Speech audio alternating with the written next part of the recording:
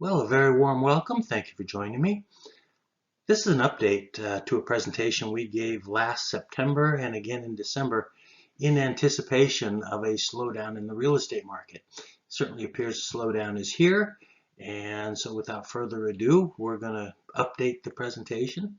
And if you do have any questions, please feel free to contact me. I'll have my contact information at the end. As we all know, and we all have experienced here in the last 6 months, risk happens very quickly. Using the Case-Shiller futures indexes to hedge current real estate development risk. The objectives are to protect company profits, reduce lender risk, and give lenders one more reason to say yes to your project.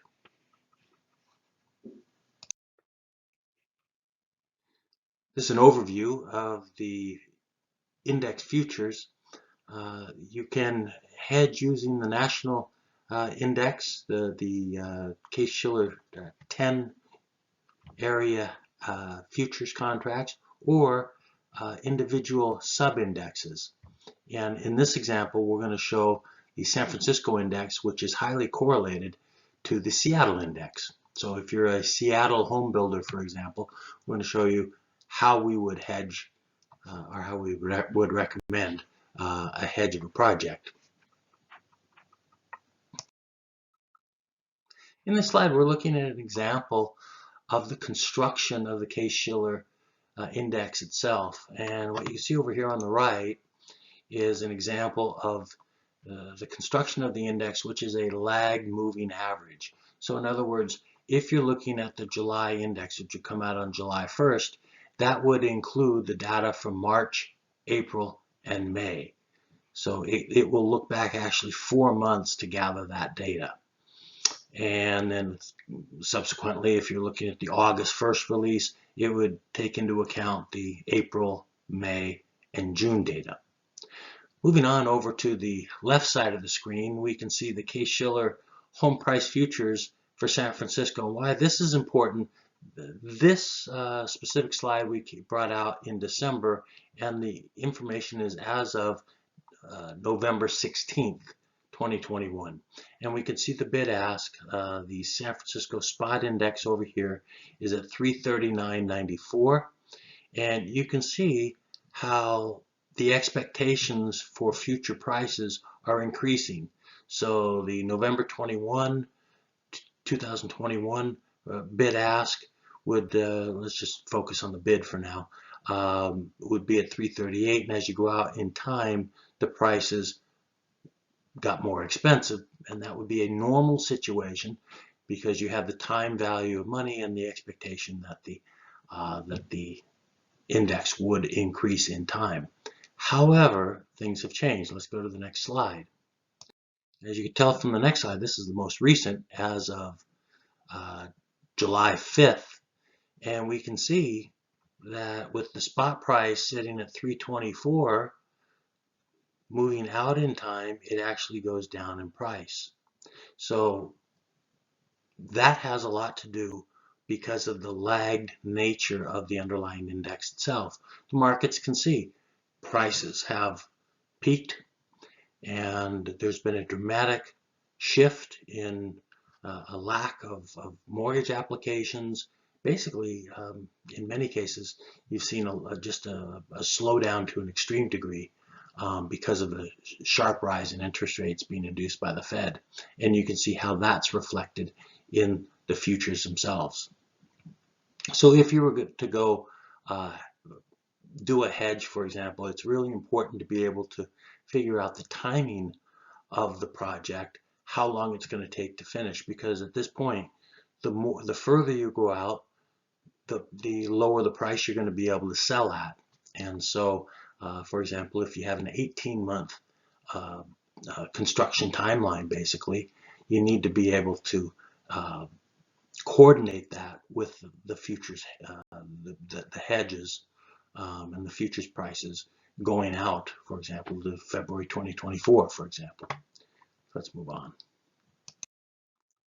And what we can see, the CME futures provides a choice of the 10 original Case-Shiller Metro sub-indexes plus a national index if you want to hedge against that. So for the Seattle market, where I'm located, the closest sub-index to this would be the San Francisco Bay Area sub-index, and we've run a regression from January 1st, 2012 to April 1st, 2022, and the R squared here is at 96.69. So it's a very, very close correlation, and it makes for an outstanding hedge. Okay, we're going to do a quick overview of the Case-Shiller index itself and then the product review of the futures. The Case-Shiller index over on the left-hand side of the screen is a repeat sales index. It's non-seasonally adjusted. If you need additional information, a great spot for that is www.homepricefutures.com. It's a blog run by John Dolan, who is the market maker. And it's independently calculated by CoreLogic, reported by S&P. It's as we mentioned on the last slide, it's a 3-month moving average released monthly with a 2-month delay on the last Tuesday. Now, this 2-month delay is really, we covered this on the last slide. It's an important concept to grasp because it's going to become the gap between the spot market and the futures markets are going to continue to widen as long as home prices go down. So it's something to keep in mind. Let's go to the home price overview, the product overview. The futures and options are traded on the CME. That's a very important feature because the CME, the Chicago Mercantile Exchange, is counterparty to all trades. And if you go back to the 2008-2009 period, one of the main disruptors in that time period was when AIG basically mentioned that they were going to go out of business. And the reason that was so important is that they were counterparty to a lot of OTC trades that were being made in the markets at that time. So in this situation, the CME, which handles billions and billions of dollars worth of transactions every day, is the counterparty to the trades. Very, very reputable. Moving down, we have a level playing field on contract features. No one-sided margins. You can see the reference obligations. This is pretty important. There are actually 11 Case-Shiller indexes that you can trade. There is a national index as well as 10 regional indexes. And we're going to get into that I believe the next slide. And here we go. So conceptually, since the CME futures settle on the index value at expiration, contract prices and the index must converge to the exact same number at expiration. Moving along, we've got the current forward price or forward value, or the expected value, is represented by the futures price, and that explains the changes that we've seen from the examples that we gave from December and the examples that we have now. And that's because of the expectations for lower prices in the future. The futures have already absorbed those lower prices up until now. Whether there are additional lower prices in the future, that's a different story. And that's basically the foundation of your hedge.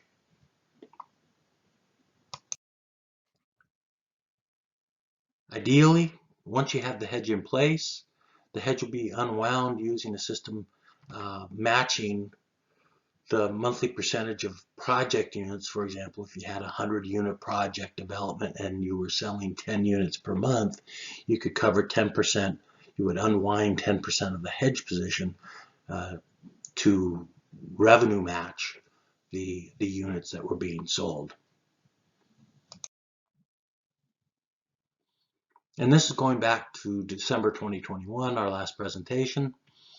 How many contracts should you use to hedge a project? And that's a calculation that you would want to run internally and then talk to the futures broker that you're working with. We do have a futures broker that understands this product, has been in business for 40 years, but we do not handle any of that direct hedging. We're just presenting this as an idea. So this is more of a conceptual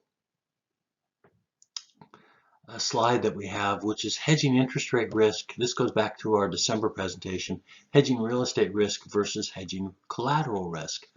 And the reason we mention that is we were anticipating a significant rise in interest rates back in December. And the question becomes, and was at the time, do you want to hedge using Treasury futures or do you want to hedge using Case-Shiller futures contracts? And that was a very good question for that period of time. Having said that, from December until now, obviously the Treasury futures would have been a far superior hedge. However, going forward, I think an argument can be made that we're seeing an inversion of the yield curve, and a better approach would be looking at the Case-Shiller futures contracts themselves that we're talking about. So those are the two differences. It's a bit of a nuanced conversation, but we just wanted to present that nuance and give you some food for thought. Moving on to the next slide. So what we're doing is providing a conclusion. The Case-Shiller home price futures hedge has its advantages and some challenges, and you need to be aware of both. The advantages are it's the most direct, cost-effective method for hedging in the current macroeconomic risks to the real estate market for your real estate development projects. The CME is a counterparty versus OTC trades where counterparty risk is much murkier. For example, AIG back in 2008. And the biggest challenge for these futures contracts is going to be a lack of liquidity, and there's a small number of contracts traded. Now, what we would recommend is setting up, if it's something you're of interest, we can set up a Zoom call with the futures traders, and we will work very, very hard to get the market maker, John Dolan, to join the Zoom call. I can't make a guarantee, but we will work very hard in that regard so you understand and your CFOs understand the risks that are involved, but also heading into these choppy waters, the amount of risk that it may be alleviating from your overall project. So we're just looking to throw some ideas out that make sense in this very difficult time for builders. There's no question it's a high anxiety period of time, and we're trying to help. Well, thank you for watching. This video was produced by myself, Dan Mellis. You can reach me if you have any questions at 425-260-5562, or you can email me at dmellis@nexamortgage.com. Again, thanks for watching. Have a wonderful day.